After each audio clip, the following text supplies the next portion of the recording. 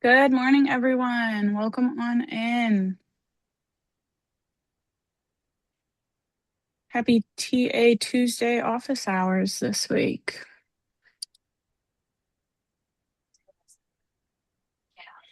Again, just as a note with those AI note takers for Firefly, if you see those, remember that these are recorded and you guys will get these recordings along with any materials that are used or talked about. And so if those are getting declined or anything in the future, just as a heads up, that's partially why. If you have any questions on that, just reach out to me, let me know, and we can get something figured out as well.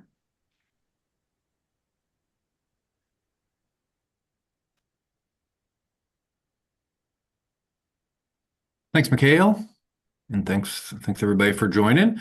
We don't have a formal presentation today. This is just an open Q&A. I know folks are probably up to their elbows in the renewals and some of the monitoring and technical assistance review stuff, and we are as well. So um, haven't necessarily had a real good chance to develop a formal presentation for today, but we are working on a couple of uh, presentations for you over the next couple months that we hope will be um, uh, instructive for you. We're working on getting a presentation put together with the Illinois Home Weatherization Assistance Program to see if we can get some collaboration going with those efficiency and weatherization programs out there in the CEJA world. Also looking to develop some guidance around some of the suitability questions folks have had. So what's on our mind today? Happy to touch on any questions folks might have. Might be an issue, but that's no problem. Just let us know what you're thinking. Yeah, go ahead, Kevin. Good morning, Kevin Clark, Carbondale Season Navigator. Would like to know if any of the other hubs have experienced or the navigators have experienced when the hub decides to not take any more applicants, how they go about addressing that, because we're finding that we have individuals who are in the participant phase, and we're trying to advance them to the applicant phase, but we can't because that window has been closed.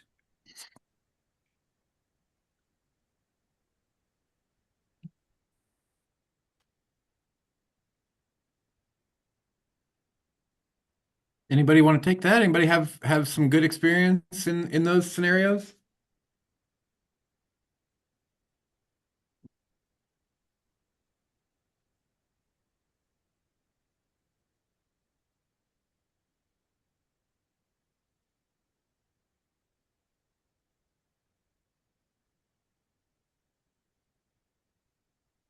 Can I you know repeat the this. question one more time? Yeah, Kevin, would you mind repeating that Yes, question? acting as the CEJA navigator for the Carbondale region, we have applicants that we're trying to advance to the applicant phase in the hub, but we've recently found out that the hub is now, um, I guess they've posted that they are no longer accepting any applicants at this time, and wanted to know if there are any other hubs that are practicing that as well. And what are the navigators, their related navigators doing to address that? We do come into that, especially since and sorry, I'm Daniel, Central States there, West Chicago. Um, we have an internal hub where we're at, and once we fill up that, those slots, then we switch over to referring people out to other hubs. I guess the challenge is for them to notify you whether they have open slots or not. Um, so then, just keeping the lines of communication open, just keeping up with them to see if they have space available. Since we also have to refer to um, climate work, so right now we focus on that. So sending people over to climate works with 548 Foundation. Um, So yeah, just I guess you kind of have to take it upon yourself to talk to the hubs and see what spaces they have available. So let me ask you this, Daniel. So basically, when you activate that full designation, that's because the programming that you have available at that time is filled. You can't take on any more participants.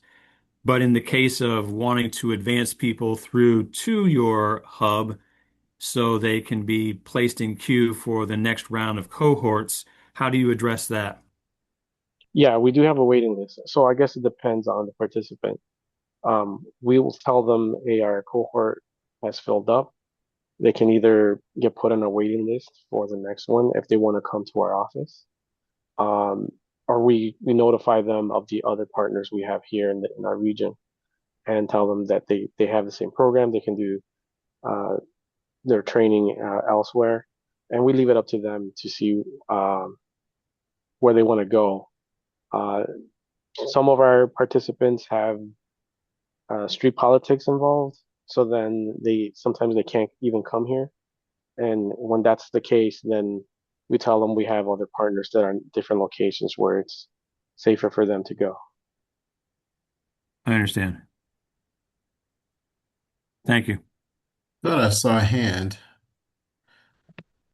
earlier. Was Morning, it? Larry. That was me. This is Jackie with the Macedonia Development Corporation, the CEJA hub here in East St. Louis. Thank you, Daniel, for your answer. You actually kind of got to what my recommendation would be to waitlist them into the third cohort. That's what we try to, because folks end up calling us directly. We do have a navigator, but when we are anticipating full or just really haven't started directly recruiting and getting them in, we definitely just put them on a wait list.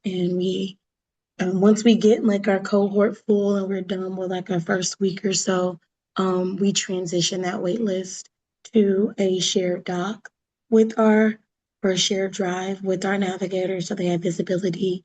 And we will officially submit it over when we get the next cohort date scheduled if it wasn't already, and tell them to begin making those calls to do the applicant. So waitlist, Daniel, we're in the regions down here where the next hub is hour and a half away from Carbondale or more. So we really don't have that, but there may be some other seizure programs not that are not uh, hubs that may be existing, but otherwise waitlist is definitely the best option. Yeah, this is Larry. The one thing I would add, and these are all great comments, is the theme I'm seeing is just ensuring that you're in close communication between the hubs and the navigators.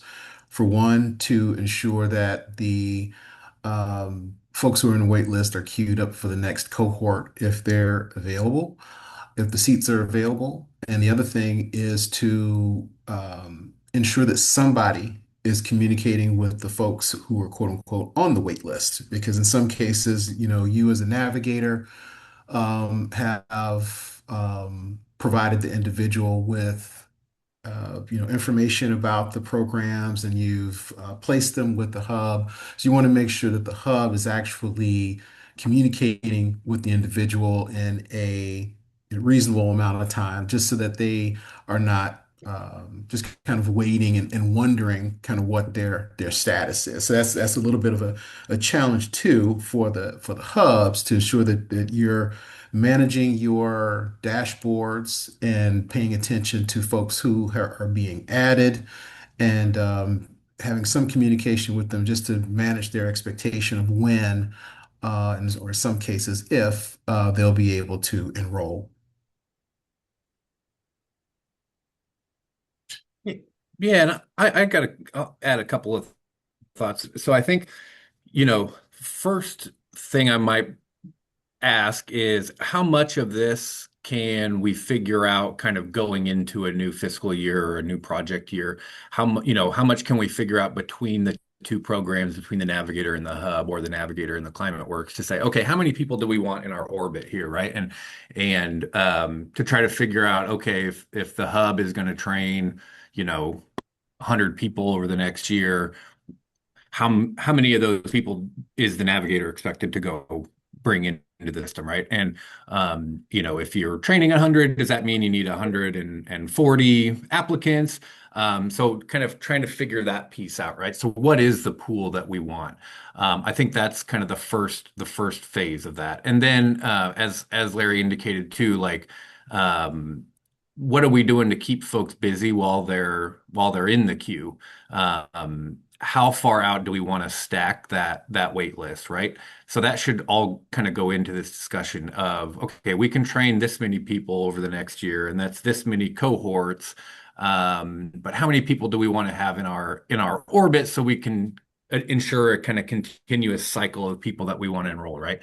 But we don't want to go too big to where we've got people on a waiting list that they're 4 years out, right? So there is a limit to like how big do we really want this waiting list to be able to even work it, right?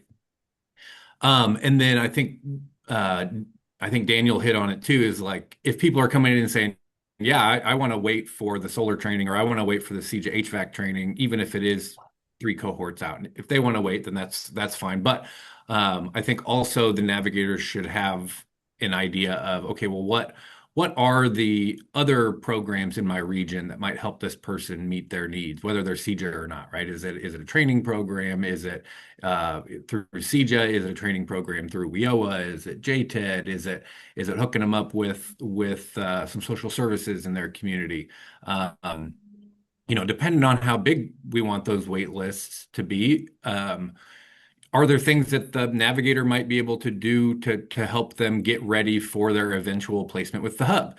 And some of that might have to be a contractual relationship between the hub and the navigator. But, are there things that the navigator could do to start getting folks pre-assessed, or to, get them in GED classes, those kinds of things.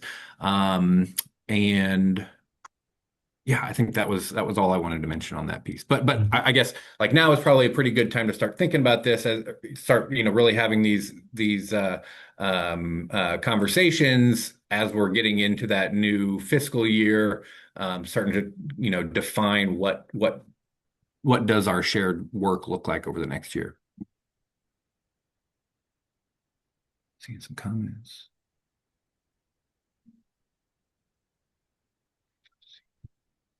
Yeah, and so a lot of that is stuff that we want to see in an MOU, right? So like who is mining those wait lists to keep folks engaged in the system and make sure they're still interested, and cleaning up those lists. Maybe people are finding other programs on their own, or they're getting a job and they no longer want the training. Like who's going through and kind of following up on those, and those are things that should be addressed in that MOU. Like how many people do we want the navigator to refer? Like what are they doing with folks on the wait list? Who's the person to make first contact with them after they've applied? All that kind of good stuff.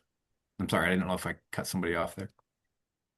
No, I was just saying those are great insights, Nate. And I know somebody mentioned, maybe it's Diana mentioned MOUs. I think MOUs are really, really helpful in just memorializing the discussion between navigators, hubs, climate works on what the available seats are. We've made an attempt to, through the CEJA reporting system, provide information about specific trainings, like when the training is expected to begin, when it's expected to end, how many, what's the capacity, and in the kind of real time kind of registration for that class. So hopefully to provide information to folks to hopefully time the outreach activities to feed those specific trainings. But as Nate mentioned, now is a great time to second, kind of give your metrics that you proposed in the renewal a second look, just to make sure that those are that they are realistic in relation to what your local hubs and or climate works, the capacity of those classes that will be available to you.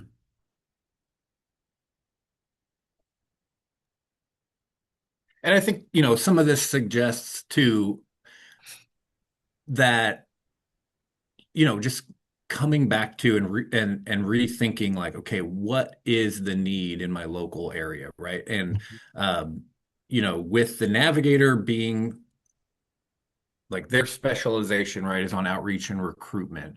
Um, want to make sure that we're thinking of that broadly, right? And so outreach and recruitment at what phases and like what specific tasks fill that out, right? And so, um, you know, in a particular area, maybe the number of trainees is going to be relatively low, and maybe the training provider kind of already has a lead on a lot of those. So let's think about, okay, well, where are those outreach and recruitment needs in our local area? And maybe it's on the employer front, right? Maybe it's finding an additional trainer. Like maybe so how can we bring that analysis into this as well to work with the navigator to say, hey, look, maybe we're halfway through the year and we've got all of our training recruits, but we need some information about other programs we can refer folks to because gee, our wait list is getting long, and maybe we can partner up with some of these other training programs in the community to be a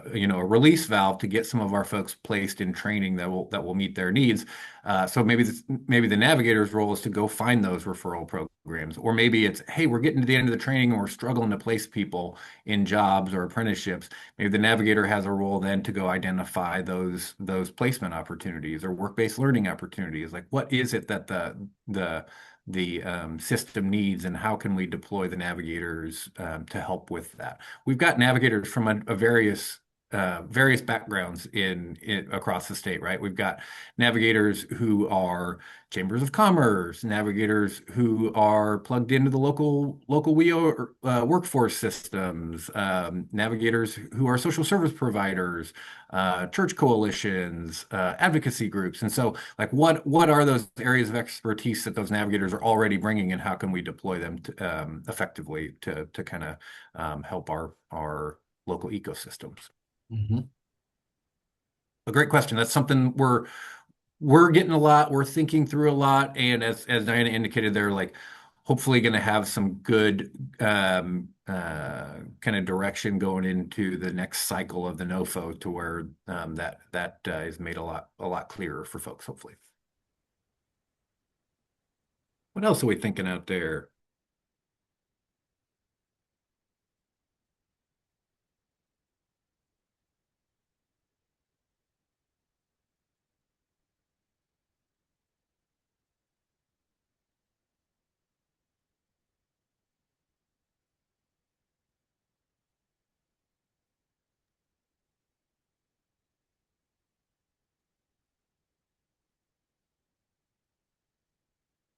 Hi, this Anybody? is Tracy from Lake County Workforce Development. I just had a question when it comes, how is Illinois WorkNet really going to play in connecting with the navigators outreach and recruitment into notifying when they put somebody in the system, right? I think there's a lot of lists going back and forth and it's lost within translation there. It's like, who's this person going back instead of being alerted in Illinois WorkNet that, hey, we put this person in, and then in real time we're able to get that connection and then start processing for training and getting them enrolled in Bridge.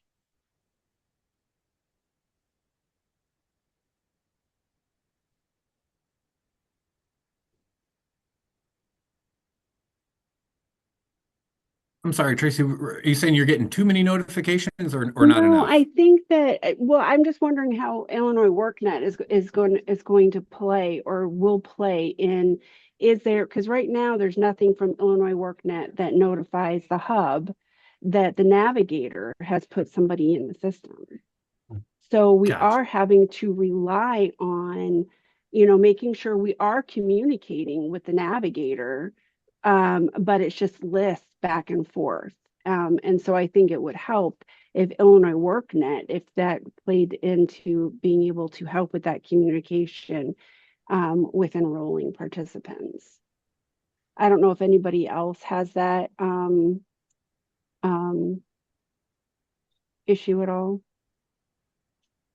Yeah. Yeah, that is something we've gotten feedback before. We have struggled to try to um, respond to that in a way that isn't itself overwhelming. As I understand it, basically right now, if we send an email, if WorkNet sends an email, it will send it to everybody that has Yeah. access to that account. And Yes. so the idea of, every time a navigator enters somebody in the system, it's going to send an email to everybody on the account. Mm, Um, that there's that, and then I think we've talked about implementing like a daily or a weekly digest to kind of summarize here is what has happened, today or this week, mhm. that kind of thing.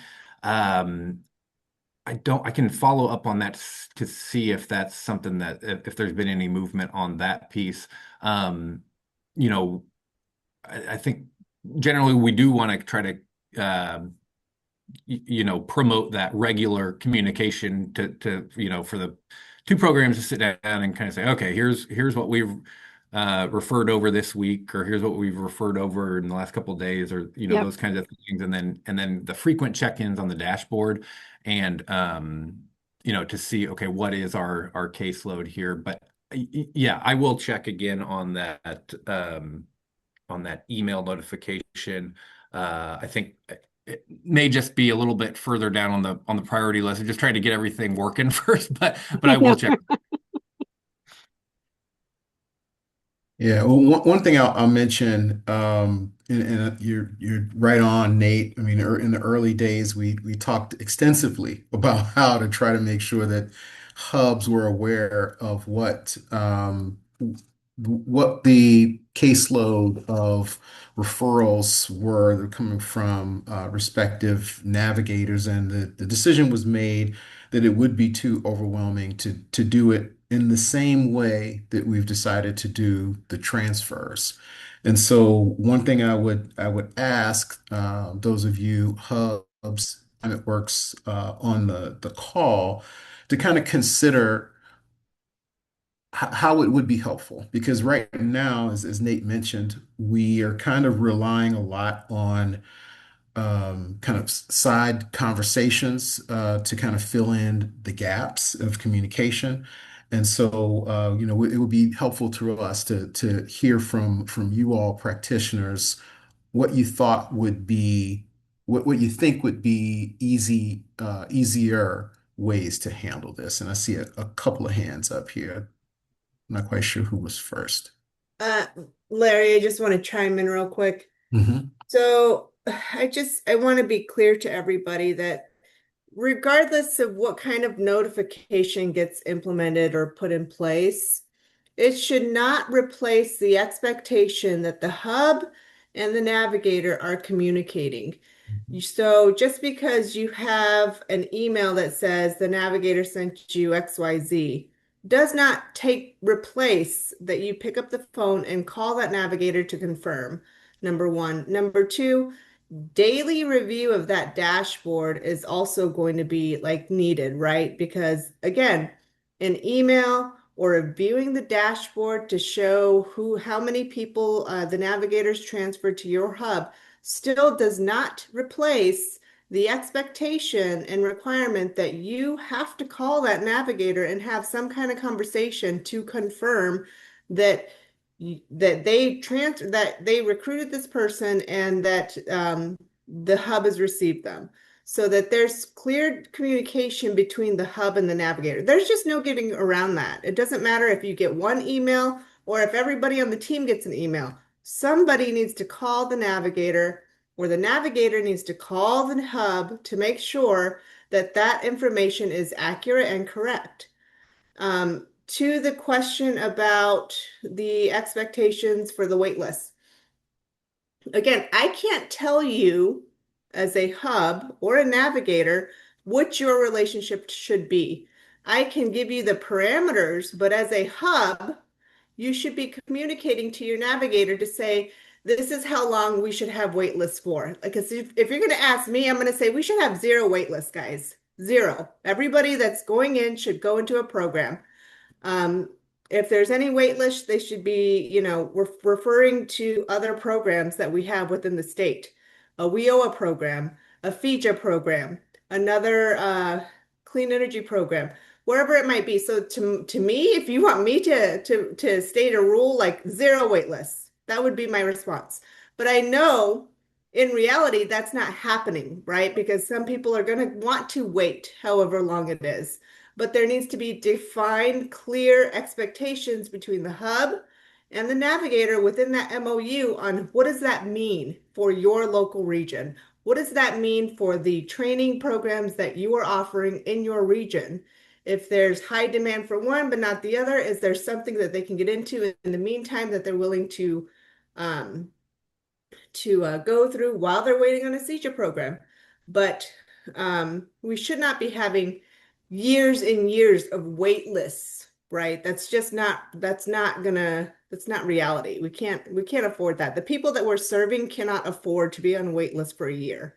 And you all don't have the budgets to be able to provide them with services for a year before and a year after. So let's be realistic in what those wait lists and those MOUs look like on the ground for each of you. Looks like another hand from James Alfredson. Hi, yeah, thank you. So I have a quick question. I'm the navigator over in for Goodwill over in the northern region, and one of the things I think would be a really good thing, is particularly on this topic, because we kind of do weekly check-ins with our hub as far as lists that we're sending them to see the kind of status of each person. But I think it'd be really nice as a navigator to be able to go pull a report. That's kind of an exportable list that says these individuals, have been referred to this training program or that training program. I think kind of that collection of data would be really nice to be able to make sure we're not missing anybody in those conversations. So on that reports page, maybe that's another kind of report demographic that we could pull that would say, these individuals, we train solar, so these individuals are currently on the wait list for solar. So we have a little more reference list to kind of attack. So if I understand you correctly, you're describing a report that shows kind of groups of people that a navigator has referred and kind of what their status is as a group. So, I referred Larry and Nate and Michelle, and now the three of them are in a solar cohort, for instance. Is that what you're talking about? Yeah, absolutely. That's exactly because I think that could then highlight like anybody that's hasn't, that's still in applicant status or has gotten in a cohort. We're able to identify that kind of in that snapshot, so we know who we need to contact and be working with the hubs to make sure that we're getting those people either in or transitioned into something else. Hmm. Okay. Noted. Good suggestion. Thank you.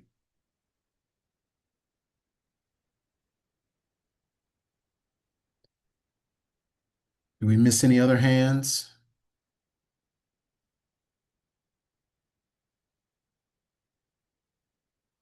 I see a couple of questions in the chat, comments in the chat. I'm not There sure if was yeah. Go ahead, Sorry, Michaela. Larry. No, no, There go was ahead. a question that was asking, will there be a way for us to refer to multiple hubs in the future, or is that already an option on WorkNet? And someone did respond, I believe our waitlist only queue for the upcoming cohort. I could be wrong. I don't know if there's another answer for that or more you would like to say on that question that hasn't already been said.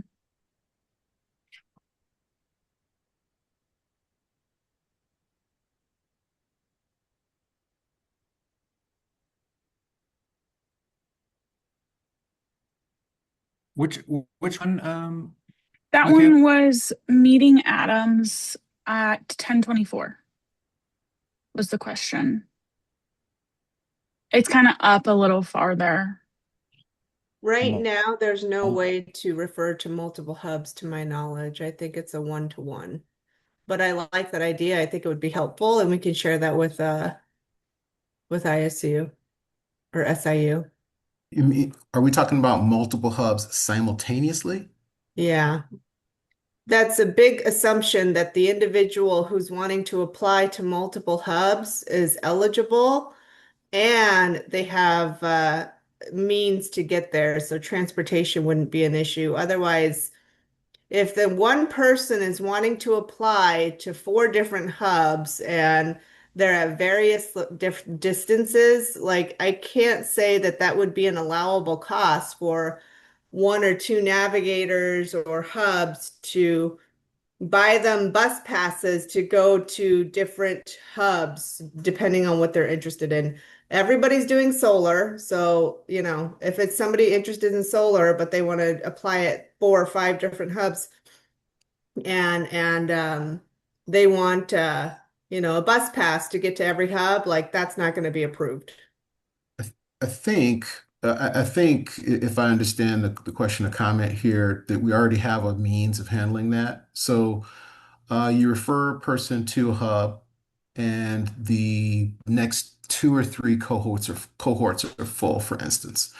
Um, in communication with that hub, you find that out, and then what can happen is that I think the if I understand the system correctly, I think the hub can then refer that person back to the navigator, and then the navigator could potentially send them someplace else. So if it's on to a opening in ClimateWorks or possibly even referring the person outside of CEJA to FEJA, for instance, or even other programs. I think that that's probably the best way to handle that. I don't envision a way to, in an orderly way, refer a person out to multiple hubs simultaneously. I think that that would create a lot more problems than it would solve.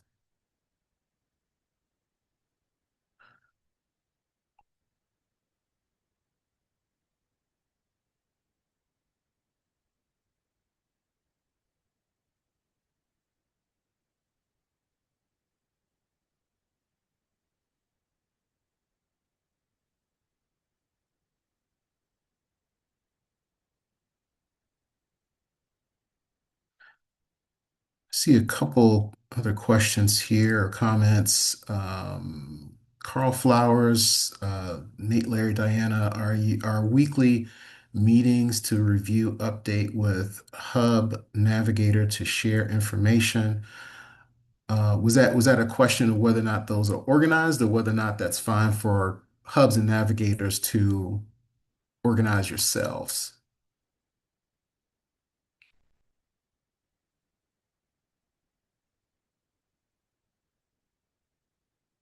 That was a question back to you, Carl.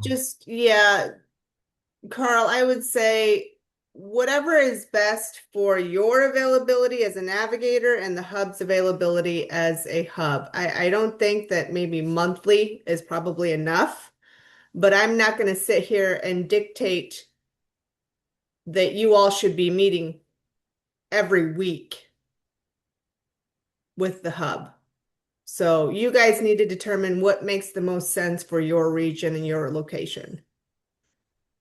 And again, spell it out in an MOU. If there's simple questions like that that are not clear between a navigator and a hub, get it in writing. And that'll make it real clear for everybody real fast. Thank you.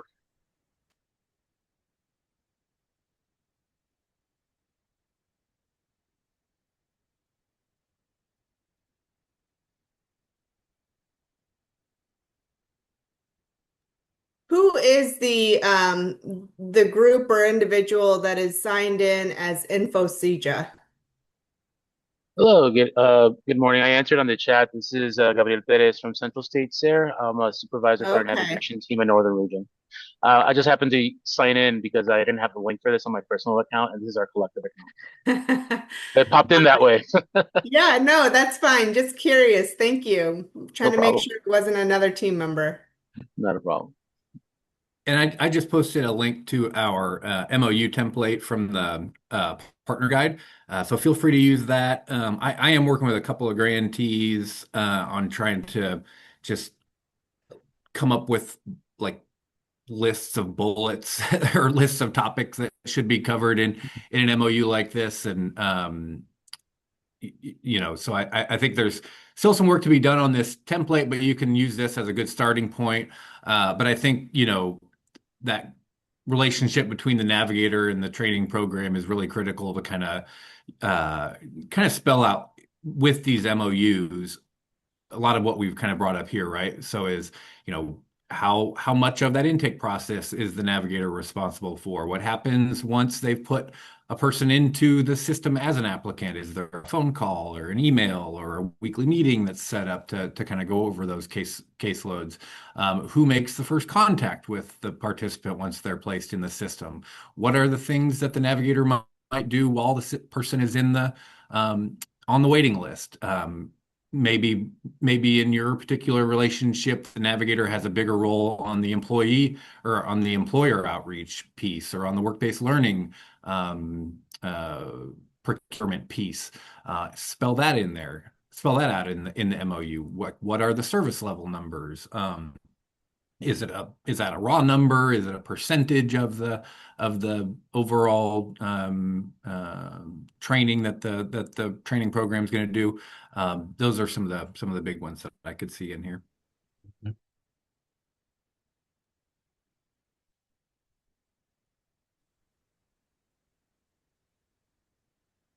What else are we thinking?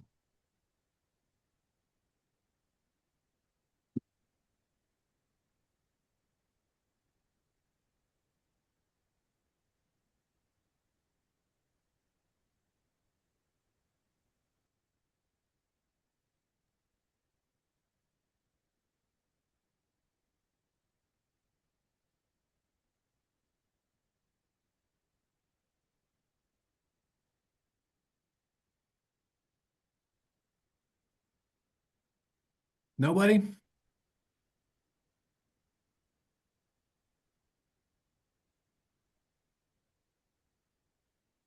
Well, Larry, Diana, you guys have anything else, or should we call it a day here?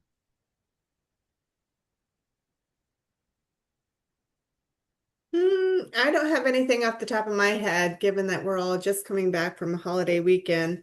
I do want to just, share too that I know it's a balance, guys. I fully recognize, that we on the state side want to try to maximize our flexibility so that you all can perform your responsibilities and duties as a navigator or a hub without much interference from the state. So we are certainly looking at you all for best practices as we are all piloting these programs as brand new programs in their first cycle, ending year or starting, about to start year 3 for some of you, year 2 for others, and even year 1 for others. So just recognizing that I realize, a lot of people want to have a just tell me what to do kind of mentality, and I'll do it. But we just simply aren't there yet. We are still trying to figure out what is the best role for the navigator, what's the role of the hub, given the legislative requirements, and how do we work within those. So please continue to share your feedback with us. Let us know what's working, what's not working.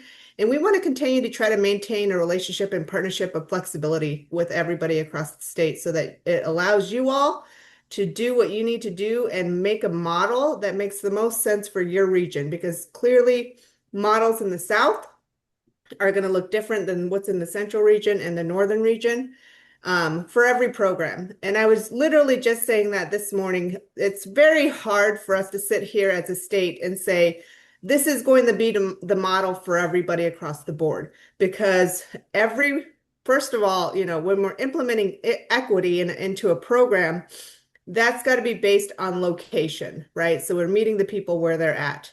And then it's even harder because it has to be, you can't compare one program to the other program to another program because every program is different. So the navigators have a role with all four of the programs, including the three CEJA programs. Not to mention the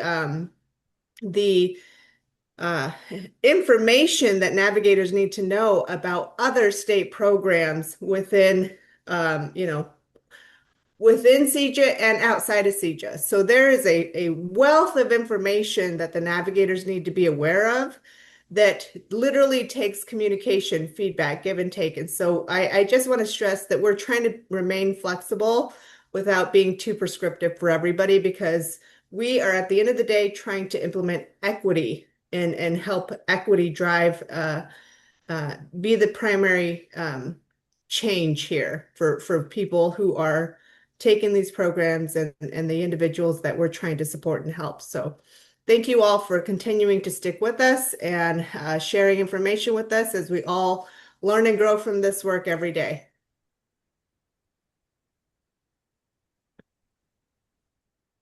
Larry, you got anything?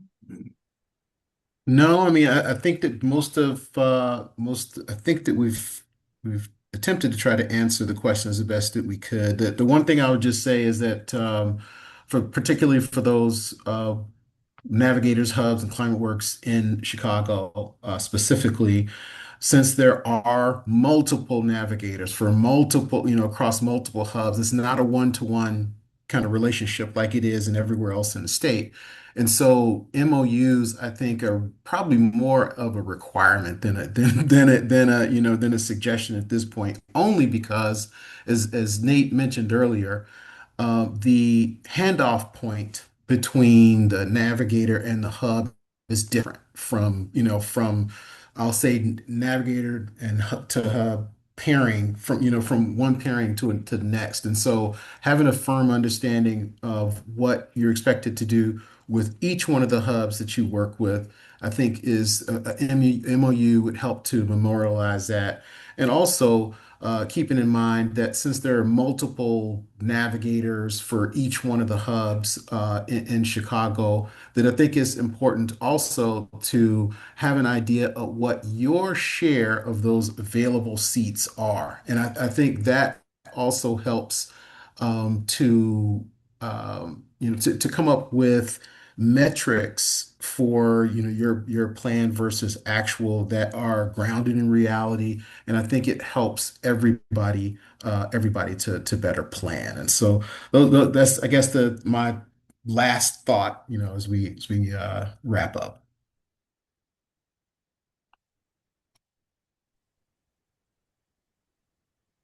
Cool. Well, thanks, Larry. Thanks, Diana. Anybody else? Last call for questions before we jump off the call here?